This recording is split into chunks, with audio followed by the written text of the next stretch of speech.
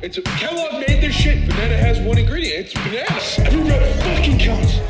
Every rep counts. Every rep counts. Come on. Pick this shit up. Who's the big man? I just gotta pick this shit up. Help, bro. Come on. Dude, your nuts are in my back up. I got. Eclectic Productions.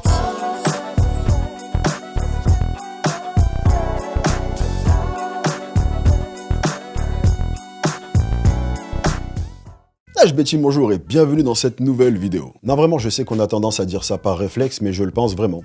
Bienvenue dans cette nouvelle vidéo.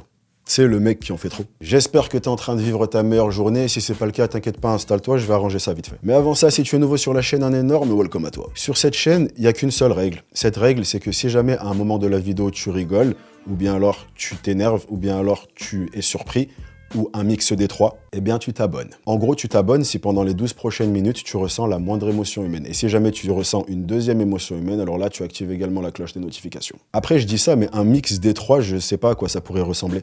Hein? C'est un truc de fou, mais comment ça se fait? C'est incroyable.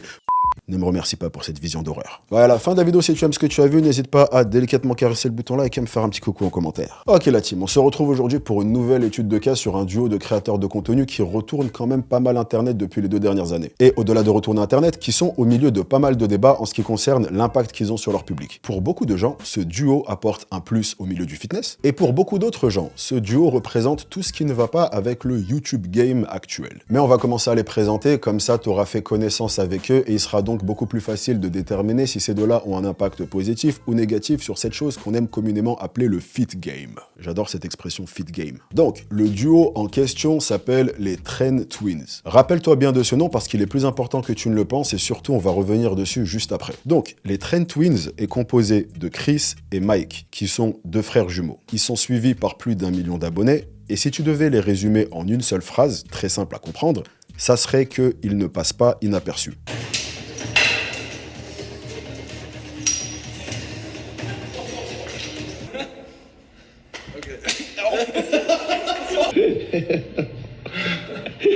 You're gonna die in a Mount Olympus, buddy. Et au-delà de leur personnalité excentrique et franchement super marrante, ils ont également un niveau en muscu extrêmement avancé. Ils ont une force titanesque sur plein d'exercices. Bref, ils font vraiment partie de cette catégorie de youtubeurs fitness qui vont à la fois avoir un bon niveau en musculation et en même temps une personnalité qui fait que tu t'attaches à leur personnage. En parallèle de ça, ils ont un public qui est extrêmement loyal et acquis à leur cause. Et une grosse raison à ça, c'est qu'ils ont quand même une histoire de dingue. Ces 2 frères qui ont grandi sans père et avec une mère alcoolique, puis qui ont été adoptés et ont un peu été envoyés de foyer en foyer et de famille d'accueil en famille d'accueil. Et ils ont donc naturellement développé une sorte de connexion ainsi qu'un désir de veiller l'un sur l'autre et surtout de tout faire ensemble. Ils se sont au début lancés dans le football américain, puis ils ont découvert la musculation par la suite qui est devenue leur passion et la chose qu'ils pratiquent jusqu'à aujourd'hui. Et qui est donc devenue au fil du temps leur activité principale. Bref, en entendant tout ça, tu dois très certainement te dire que je raconte une success story de barge. 2 frères qui ont un passé difficile, qui ont réussi dans un domaine hyper compétitif et qui réussissent à inspirer des millions de personnes à travers le monde. Et en voyant tout ça, c'est difficile de voir ce qu'il y aurait à redire et surtout c'est difficile de voir comment est-ce qu'on pourrait faire autre chose que les féliciter. Et ben en fait l'histoire ne s'arrête malheureusement pas là et il est maintenant venu le temps de se pencher sur leur nom, les Tren Twins. Tren est le diminutif du mot Trenbolone. Et si tu ne sais pas ce qu'est le Trenbolone, alors installe-toi parce qu'on est parti pour la minute information. Le Trenbolone est un stéroïde anabolisant qui est globalement considéré comme le plus nocif et le plus dangereux qui existe. À tel point qu'il y a même des compétiteurs fitness en niveau élite, je te parle d'athlètes qui sont parmi les meilleurs du monde, et donc qui s'envoient tout un tas de trucs, qui expliquent qu'ils touchent à tout, sauf à ça. What are the things that for you are like off the table with regards to this is too much, this is too risky for me? The biggest one is like tread. That's probably the most toxic thing you can put in your body. Donc, en sachant tout ça, et en prenant en compte le fait que twins veut dire jumeaux, tu comprends donc beaucoup plus facilement la signification de leur nom. Les Tren Twins signifient les jumeaux de la traîne. Et si on s'arrêtait à un simple pseudonyme sur les réseaux, ça serait pas dramatique. Sauf que, encore une fois, l'histoire ne s'arrête pas là. Un thème assez récurrent dans leur contenu, c'est qu'ils vont faire pas mal d'humour autour de ce produit, ou même des produits en général. Ils vont tourner le truc en dérision et pas mal aborder le truc à la légère. T'as par exemple pas mal d'allusions au dopage dans le titre des vidéos, t'as des t-shirts du genre j'aime la traîne, ou des vidéos de prévention qui ressemblent à tout sauf à de la prévention. Hopping on steroids, it's a lot like You get a fast car here, you know, she comes stock pretty fast. But you want to add some f***ing horsepower to that baby. Tu sais, on dirait un peu ton cousin plus âgé qui te dit de ne surtout pas fumer de weed, mais qui te dit ça en étant mort de rire et qui te balance des trucs du genre ouais non, fume surtout pas de weed. Bon après, j'avoue, la weed c'est méga drôle, genre tu rigoles pour un rien. Mais fume pas de weed. Bon après, j'avoue, t'es méga détendu, genre tu te sens grave bien. Mais attention, ne fume pas de weed. Bon après, j'avoue, tu dors un truc de malade, genre t'as un sommeil, c'est de la patate. La weed, y a rien de pire. Mais j'avoue, quand tu finis de fumer de la weed et qu'après tu manges des chips, les chips elles ont un goût de paradis, c'est incroyable, tes papiers sont là, tu vois. Mais attention, ne fume pas de weed, c'est pas bien. Et bien entendu, comme un problème n'arrive jamais seul, à cela tu peux rajouter une espèce de surenchère de trucs de barge, comme par exemple sniffer du pré-workout, ou alors s'envoyer des doses de caféine assez balèzes pour te foutre un cheval au tapis. Il y en a d'ailleurs un des deux qui a très récemment fini à l'hôpital après avoir enclenché 700 mg de caféine. Et donc forcément, maintenant que tu sais tout ça, tu comprends beaucoup plus facilement pourquoi autant de gens remettent le contenu et la personnalité et l'identité sur les réseaux en général de ces deux-là. Et pourquoi autant de gens se braquent à leur égard en disant qu'ils ont un mauvais impact sur leur communauté. En gros, ce qui leur est reproché est en fait assez simple. Il leur est reproché de rendre les stéroïdes cool et de promouvoir un mode de vie dangereux. Et la raison à ça, et pour laquelle ils attirent autant l'attention et font l'objet d'autant de discussions, c'est que ces deux mecs-là sont cool. En gros, c'est le genre de personne qu'il est assez dur de voir sans te dire que tu aimerais que ces deux mecs-là soient tes potes. Ils sont excentriques, ils sont toujours prêts à taper des délires, ils sont super drôles, et ils ont l'air de pas se prendre la tête. Ce qui est de plus en plus rare dans le monde dans lequel on vit. Et un truc que tu observes assez souvent sur Internet, c'est que dès que quelqu'un est cool, alors assez souvent, t'as pas mal de gens, surtout des jeunes, qui vont non seulement vouloir lui ressembler, mais qui vont même vouloir faire un peu tout comme lui. Le bon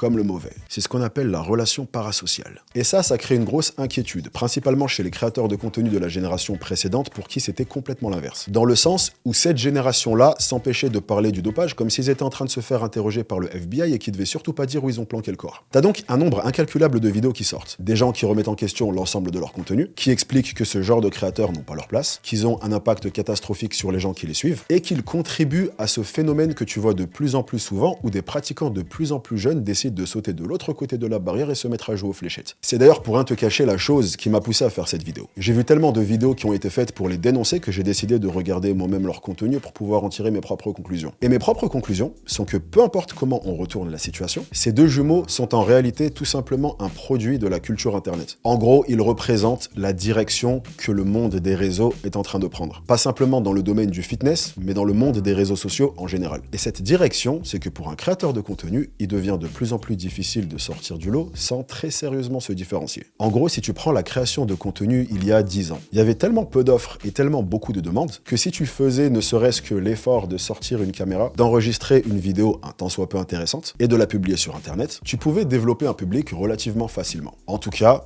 infiniment plus facilement qu'en 2024. Parce que maintenant, on est arrivé à un tournant où tout le monde est potentiellement un créateur de contenu. N'importe qui a dans sa poche un appareil qui est beaucoup plus performant que n'importe quelle caméra qui est sortie il y a 10 ans. Et donc forcément, il y a énormément de contenu qui est publié à littéralement chaque seconde qui passe. Genre là, entre deux clignements des yeux que tu viens de faire, il y a eu une centaine de vidéos qui ont été publiées. Et ça, rien qu'en France. Donc en gardant ces choses-là à l'esprit, il y a au final absolument rien d'étonnant avec le fait que la culture Internet soit de plus en plus provocatrice et sorte de plus en plus des sentiers battus. C'est une conséquence logique de la surabondance des créateurs et si tu me demandes, c'est quelque chose qui va non seulement ne pas s'arrêter, mais même s'accentuer. Et donc, si c'est quelque chose qui ne va pas s'arrêter, ce que ça veut dire, c'est qu'il devient de plus important pour nous, consommateurs de contenu. Oui, parce que je consomme également beaucoup de contenu, principalement des trucs avec des bébés chats et des bébés chiens. Et ben c'est à nous d'apprendre à faire preuve de nuance et d'apprendre à faire la part des choses. Ce que j'entends par là, c'est que tu observes énormément de gens qui vont avoir tendance à être tout blanc ou tout noir. Tu vois, soit c'est parfait, soit il faut jeter à la poubelle. Soit j'adore, soit je déteste. Soit c'est incroyable, soit c'est complètement à chier. Mais la réalité des choses, c'est qu'il existe très peu de choses qui sont tout noir ou tout blanc. Je sais par exemple que c'est quelque chose qu'on me reproche assez souvent, le fait que je sois trop nuancé. Mais ça reste une réalité. Il y a du bon et du mauvais dans à peu près n'importe quel truc. Par exemple, pour illustrer ce que je viens de dire et en revenir au sujet de base,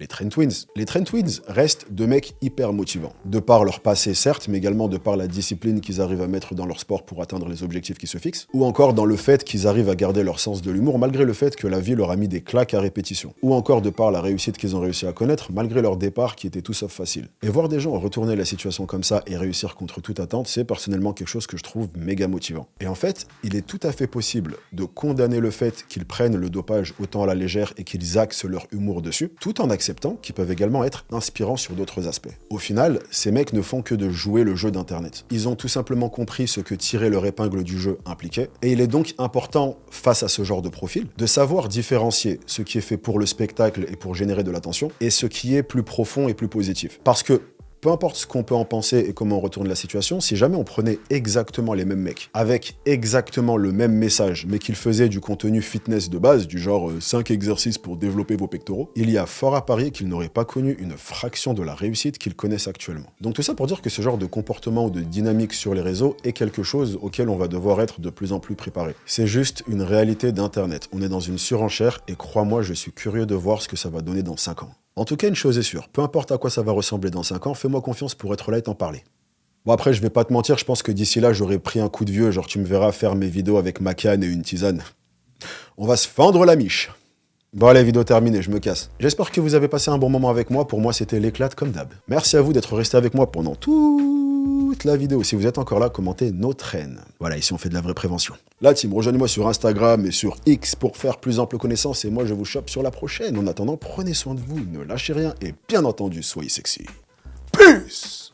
Man, hey! Naj B team, so you're sexy, yeah, man, yeah, man.